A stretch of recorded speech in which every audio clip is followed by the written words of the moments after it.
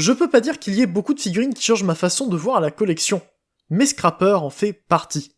Maintenant que je viens de finir Computron Craftsman Toys, je commence à parler d'une nouvelle équipe.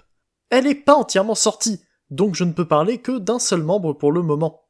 Scrapper est le chef des Constructicons, l'équipe de Decepticons dont la fonction doit être assez évidente. C'est un architecte hors pair qui peut mettre toute son énergie dans un projet et qui sait diriger ceux qui travaillent pour lui. Et malgré son génie et sa maîtrise des plans, Scrapper est humble et il rejette les compliments en toute modestie. Même lorsque les éloges qu'il reçoit viennent de Megatron en personne, qui apprécie d'ailleurs son idée d'utiliser des Autobots pour combler les fondations de sa dernière construction. Et bien sûr, Scrapper forme la jambe droite de Devastator. Il renverse littéralement l'habitude des équipes de Combiner, où le chef forme habituellement le torse. La version que je présente aujourd'hui vient d'Ocular Max. Cette compagnie est aussi connue sous le nom de Mastermind Creations, dont j'avais présenté le Deathsaurus l'année dernière. Les noms de compagnie et leur gamme peuvent être difficiles à suivre parfois, donc je resterai simple. Ocular Max se compose de plusieurs gammes, dont Perfection Series, qui est leur équivalent des Masterpiece. La boîte de Scrapper est un peu plus dynamique qu'une boîte de MP, mais avec les mêmes informations dessus. Chez MMC, Scrapper s'appelle Dilitus, et on voit aussi une autre information importante sur la face avant. Ce All Built-In veut dire que Devastator, tout comme leur Bruticus et leur Defensor, se combinera sans aucune pièce supplémentaire. Un tour de force pour les deux premiers, mais un vrai miracle pour Devastator, qui a d'habitude une ceinture, un plastron et des avant-bras à ajouter au véhicule, si ce n'est plus. On verra en détail la façon dont ils se combinent, mais rien que cette promesse le rend intéressant, et m'a un peu poussé à l'acheter. Bref, assez parlé de la boîte, on passe dès maintenant au mode alternatif. Et bien sûr, il est grand. Je suis collectionneur de Legends et de Generations, et même si j'ai déjà quelques masterpieces, ça fait toujours bizarre de voir un véhicule de cette taille. Scrapper MMC est une belle interprétation de son mode alternatif G1, qui donne parfois mieux en main qu'en photo. Les détails sont là avec le style MMC. Un peu de réalisme, mais aussi pas mal de surface lisse qui permettent au design de respirer. Dans l'ensemble, c'est une belle chargeuse, avec les détails importants. De grandes roues, une cabine qui n'est réduite qu'à un toit, et bien sûr, le godet. On a deux articulations sur Ratchet pour pouvoir bouger la pelle. Un Ratchet un peu souple à la base, et un autre beaucoup plus bruyant pour l'incliner vers le haut et le bas. C'est normal d'avoir ces articulations, mais je trouve que ça commence bien le principe même de la marque, pouvoir jouer avec les figurines, même si elles sont dans une échelle dite pour collectionneurs. C'est un autre point qui m'a décidé à prendre le set. Si j'achète un Devastator à plusieurs centaines d'euros au total, j'ai envie de pouvoir le prendre en main. Pour parler de détails sympas et un peu obligatoires sur une figurine qui se veut masterpiece, on a l'habitacle avec un volant et un tableau de bord, et même un siège. Encore une fois, on garde la simplicité de MMC sans non plus être trop simple pour le budget, et on verra que ça impacte même pas la transformation. Mais on a aussi une cheminée et un filtre à air à l'arrière, et les feux que j'adore. Ils sont grands et simples, mais ça passe tellement bien. Et pour l'arrière du véhicule, on voit les genoux. Enfin, ça sera le genou de Devastator, mais je trouve que ça passe plutôt bien ici. Ça donne un style industriel au véhicule, même s'il est censé avoir une grille ici, plutôt que quelque chose qui ressemble à un broyeur. En tout cas, avec le pare-choc, ça termine très bien le mode alternatif de tous les côtés. Niveau accessoires, Scrapper est simpliste. Il a son arme, sa trompette et une pièce en plus pour aider à la transformation. L'élégance de MMC se ressent aussi dans le contenu de la boîte. Pas de surplus, pas de superflu, on a seulement l'essentiel, et on verra que c'est déjà assez. L'arme se range sous le véhicule, et la trompette n'a nulle part où aller. Et pour la pièce en plus, c'est pour aider à transformer les roues, mais on n'en a pas vraiment besoin après la première transformation. Oui, j'ai dit que les roues se transformaient. Pour pouvoir loger dans ces deux autres modes, les roues de Scrapper se compressent. C'est incroyable, un élément de design que je trouve fantastique. Il suffit d'appuyer dessus pour que les pneus diminuent, et dans l'autre sens, on peut juste prendre l'extérieur et tirer un peu. C'est simple, et la sensation en main est indescriptible. C'est super satisfaisant à faire, et le résultat donne des pneus pleins de détails quand ils sont étendus, ce qui correspond à un engin comme ça, et des roues bien plus lisses et très propres quand on les réduit. Rien que pour ça, Scrapper me faisait envie. Mais il y a tout le reste qui fait qu'il me plaît. Puisqu'on a parlé de la transformation des roues, on peut commencer par là pour le passer en mode combiné. Oui, j'ai envie d'en parler dans sa propre vidéo, contrairement à ce que je fais d'habitude. C'est plus simple de partir du mode alternatif pour passer en mode jambes, parce que le torse est déjà bien positionné. J'adore la façon dont on peut commencer en repliant les détails. Les pneus et les pièces arrière se cachent avant d'entamer les parties importantes. Je commence avec la pelle et la compression est déjà impressionnante. Entre la partie centrale qui disparaît et les dents qui se décalent pour n'en former que 2, ça donne déjà le ton pour le reste.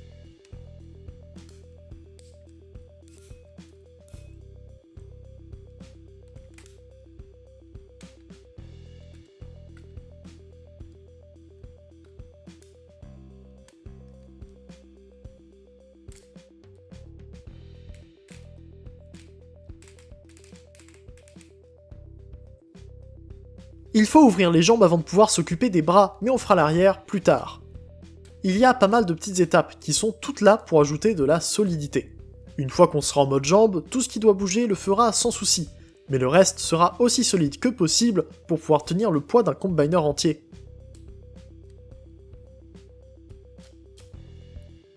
Au niveau des épaules, on voit une plaque qui tourne pour ajuster la hauteur, avec une position par mode. Pour le mode combiné, les épaules sont vers l'arrière pour raccourcir les bras. Si on fait pas assez de place avec les autres pièces, ça peut être difficile de retourner la tête. On peut effectivement la laisser dans ce sens en mode alternatif, mais ça rend le visage visible vers l'avant. Et concernant les jambes, on doit passer par quelques étapes pour sortir toute la partie intérieure et en faire la cuisse de Devastator.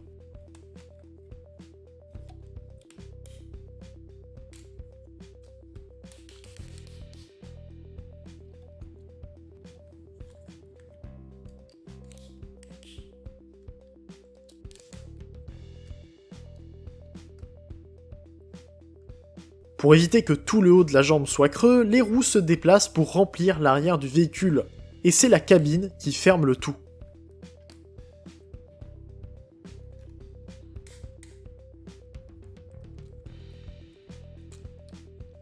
Quand on regarde une vidéo, on peut se perdre un petit peu dans cette transformation, mais quand on l'a en main, les étapes glissent toutes seules pour arriver à une jambe qui n'est peut-être pas la plus impressionnante, mais qui montre déjà de super détails.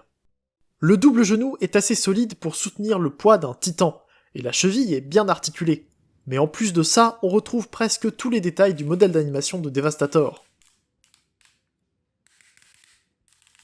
Le détail carré au niveau du genou, les formes bizarres sur les côtés, la disparition des roues et la pelle simplifiée, tout est là. Sauf les 2 talons, qui semblent quand même bien plus solides ici que ce qu'on a dans le cartoon. Et si je compare à l'animation, c'est parce que j'ai choisi les couleurs cartoon. On n'a pas encore d'informations sur les repaints, et à vrai dire on n'a même pas de rendu de long haul hors du mode combiné, donc je me suis un peu lancé à l'aveugle sur cette équipe. Mais si tous les modes combinés sont aussi réussis et aussi solides que cette jambe, Devastator va être excellent. Mais je dois encore parler du robot, et pour ça on part du mode alternatif. D'habitude je fais en sorte de transformer la figurine le moins possible pendant le tournage de mes reviews. Mais Scrapper est tellement amusant que je fais exprès de ne pas partir du mode jambe. Et comme pour le mode jambe, on commence avec les petits ajustements. Compression des roues, détail à l'arrière, et on peut même s'occuper de la pelle. La compression est différente, il faut la retourner sur elle-même, en ouvrant un panneau un peu difficile à déloger et raccourcir le bras autant que possible. Une fois qu'on a fait ça, on peut passer à l'arrière pour faire les jambes. L'extérieur peut s'ouvrir et s'étirer, puis c'est la partie centrale qui bouge. Par contre, cette fois-ci, la pièce verte ne va pas se plier à nouveau. Les genoux de Devastator doivent être entièrement ouverts en mode robot. Il y a une petite pièce à ne pas oublier, qui relie le pied au talon, ce qui n'est pas fait dans la boîte. Un détail est l'une des plus petites pièces de la transformation, mais ça termine vraiment bien une figurine qui aurait été déjà très bonne sans elle. Les roues se tournent pour remonter, et j'aime bien ouvrir les pneus sur les côtés. On n'est pas censé étendre les roues, mais j'aime bien avoir du keyboard de véhicule un peu plus grand quand ça gêne ni les articulations, ni le design. On revient au torse, et l'habitacle se comprime en une petite pièce qui fermera les flancs et le dos. Les épaules s'ouvrent, et il faut ouvrir les roues pour retourner la plaque interne et utiliser le cran du milieu. Les roues disparaissent dans le torse, et le bassin se remet en place.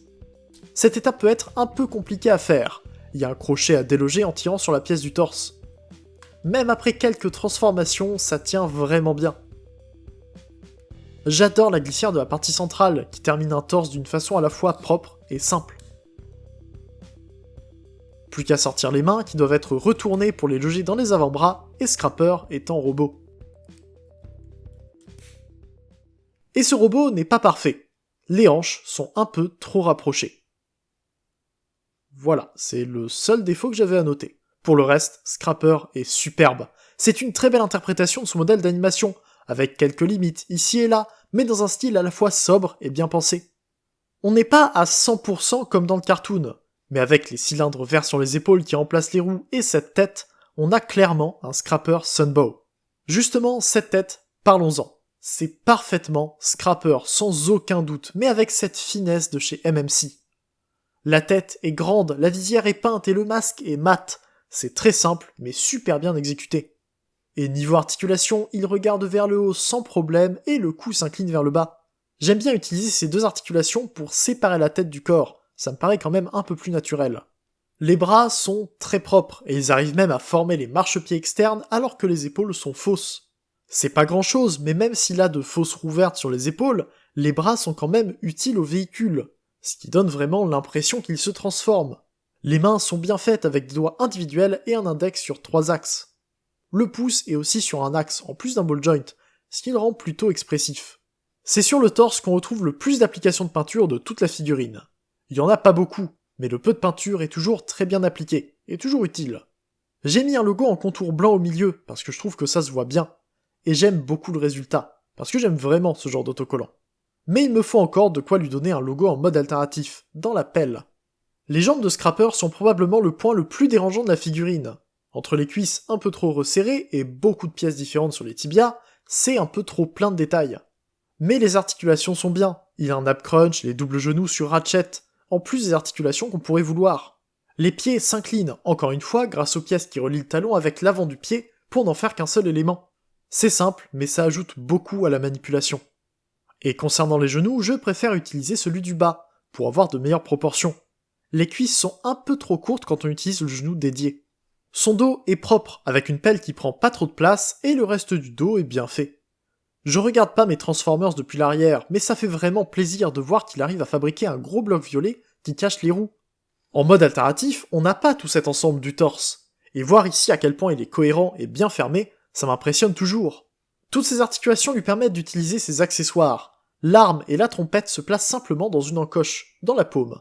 C'est pas toujours le meilleur, parce que son arme peut taper dans le coin de l'avant-bras, donc on met pas la main n'importe comment quand il est armé. Mais pour la trompette, il a assez d'articulation pour l'utiliser correctement. Aussi correctement qu'un robot, avec un masque en plus, peut souffler dans une trompette. Mais il a un autre accessoire. Les plus petites pièces mobiles de Scrapper sont situées dans son avant-bras gauche. Il a un petit écran qui s'ouvre, avec un petit clavier entièrement peint. C'est toujours une bonne idée, et comme sur Optimus MP04, il peut s'en servir pour communiquer avec Megatron, par exemple. Mais il y a encore mieux. Le petit écran se glisse hors du bras pour l'utiliser comme portable. Un tout petit portable qu'il peut tenir plutôt bien quand on sait qu'il n'a aucun port dédié pour le prendre. En tout cas, c'est un accessoire inattendu, qui fait super plaisir à voir et que j'ai peur de perdre quand je le laisse pas solidement attaché dans le bras. Et pour le dernier point à mentionner, je parle de la taille. Il est censé être Masterpiece, et ça correspond bien. Mais j'avoue que vu son mode alternatif, j'aime bien le mettre avec Megatron sur Osiris 86. Megatron me plaît assez pour le mettre avec des figurines aussi bien faites que ce Scrapper. Et ça sera encore mieux en mode combiné, où ça me fera un très grand dévastateur à côté des Generations. Si jamais ce Scrapper vous intéresse, il est sur Shozy Store pour presque 120€. C'est un certain prix, on est d'accord, mais c'est une grande figurine, bien finie, qui comprend la jambe de Devastator en plus d'un très bon Scrapper. Il sera sans doute refait dès qu'ils le rééditeront. Vu ce qu'ils font avec leurs Protectobots, on peut être sûr qu'ils le sortiront à nouveau un jour. Et, comme d'habitude, si vous voulez me soutenir sur le site, vous pouvez utiliser mon code LDROptimus avant de faire un achat. Merci à vous. Mais est-ce que je le recommande, ce Scrapper ? Bien sûr que oui. Je suis tombé amoureux de cette transformation. Le mode alternatif est impressionnant par sa taille, le robot est très bon et amusant en main, mais ce qui m'a le plus marqué, c'est la transformation. Les idées sont géniales et il fait tellement en peu d'étapes. Il n'est pas complexifié à outrance, Scrapper fait ce qu'il doit avec des étapes simples. Des grandes pièces qui bougent en restant solides pendant toute la manipulation, sans rien qui se balade à droite et à gauche. Même si c'est de l'échelle Masterpiece et un style cartoon, j'ai pas ressenti la peur de la transformation qui est évoquée chez quelques compagnies. Scrapper est grand, Mais pour moi, c'est un jouet de bureau, qui a bien vu chacun de ses modes au moins 10 fois depuis que je l'ai eu il y a un mois. Quand je le vois, j'ai envie de le transformer, et je passe toujours un bon moment. Je sais qu'il ne résonnera pas chez tout le monde comme il l'a fait chez moi, mais Scrapper a été une vraie expérience personnelle. Il est bien fait d'un bout à l'autre, et je peux déjà dire que Mixmaster est identique sur ce point. L'équipe est très bien partie.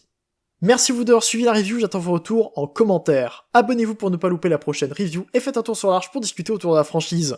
On se retrouve bientôt pour une nouvelle vidéo, c'était Ida, fin jour, et salut.